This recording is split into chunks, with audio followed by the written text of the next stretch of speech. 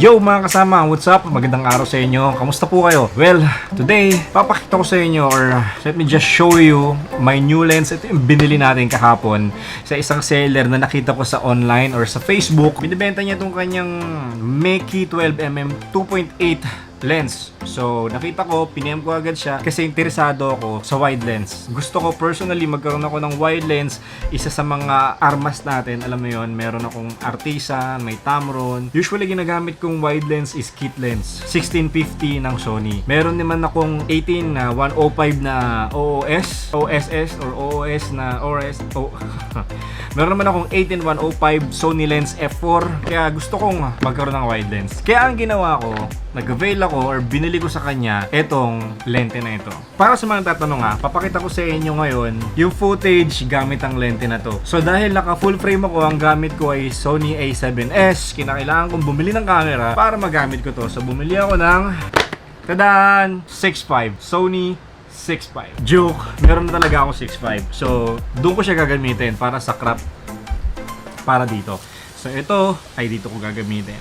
Kasi pareho silang crop. Ngayon, ipapakita ko sa inyo kung okay ba yung lens, mapapakinabangan ba natin siya, okay ba to, worth the price ba, or kung bibili ka nito, worth it ba? So, papakita ko sa inyo yung sample shots and I will let you decide, I will let you critique kung sa tingin nyo, okay, at maganda ba yung lens.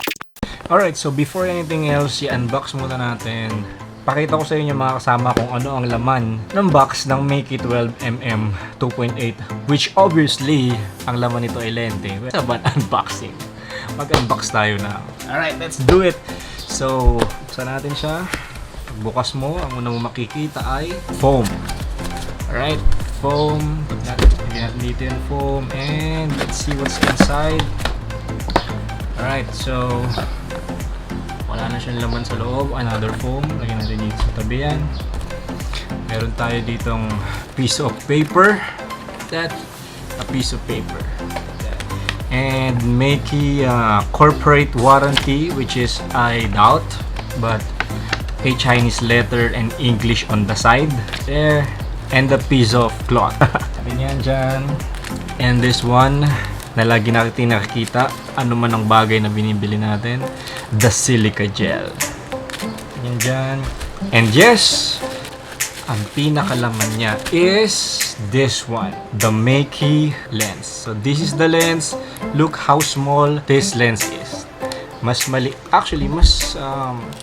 maliit naman to si Artisan. Pero look at this. Mabigat. Mapapansin nyo, mabigat tong si... Medyo may kabigatan ng konti tong si MEIKE. At, meron siyang hood. Meron siyang hood na which is minsan pampapogi na lang din. Tsaka pang ingat sa lente. Pag bumagsak, hindi agad tatama yung salamin. Ewan ko lang. So, meron siya dito. So, ang kagandahan nitong hood, tignan niya, nakalock siya. So, kinakailangan mo siyang i-press dito. Press. Ba? Press and alright. So, press mo muna, then this is fully manual. Nakalagay naman dito sa box, siya ay manual focus. Manual focus. So, you really have to be professional in terms of using manual lens. Hey, joke. Wala akong matutong kumawak ng manual na lens. Patutong mag-operate or mag-shoot gamit ang manual na lens. So, wala siyang motor something, yung mga connection na motor. Kasi nga, siya ay fully manual. Full manual siya. Wala siyang mga ganun-ganun. So, first impression, mukhang solid. Mukhang matibay, very solid. Yung ilalim niya rin, ito metal to. This is metal. To make it more interesting habang pinapanood nyo, so let's make a cinematic B-roll.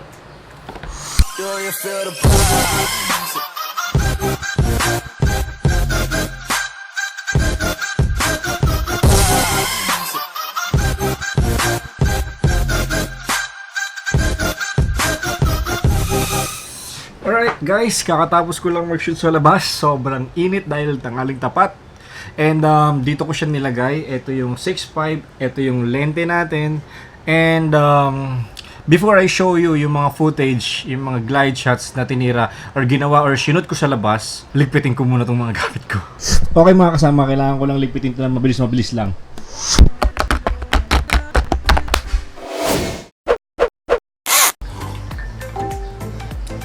Okay mga kasama, ito na yung footage ng 12mm MEIKE 2.8 lens.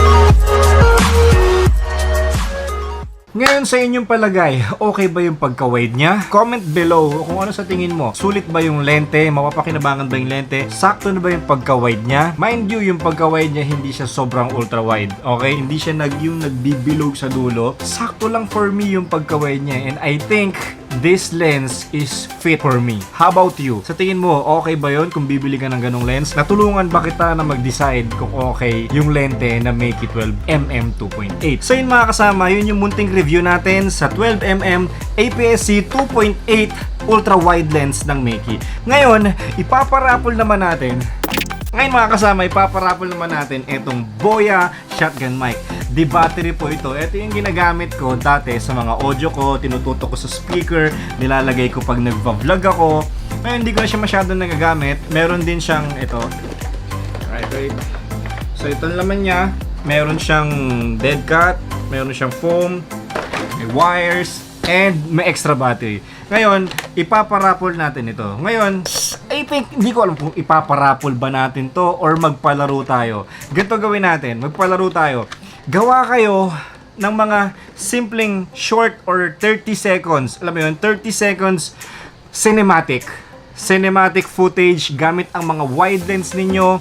Ilagay ninyo sa hashtag para madali kong mahanap. Hashtag #dvlog wide lens shot. Okay? Hashtag #dvlog wide lens shot. Para mapili natin kung sino ang mananalo at makakatanggap ng simpleng mic na ito. Ma-challenge kayo, at least makapag-practice na rin kayo sa mga nagpa-practice, mga nag-e-edit, nagkukulay, gumagawa ng cinematic, na wide lens or gimbal shots, guide shots. Guys, itag nyo lang ako, hashtag #dvlog wide lens shot, and pipili ako kung sinong mananalo nito. Ako mismo papadala sa inyo nito, libre shipping, libre lahat, door to door sa inyo na to.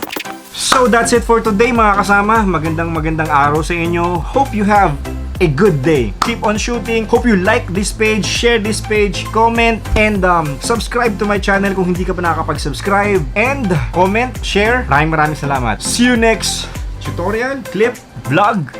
Peace.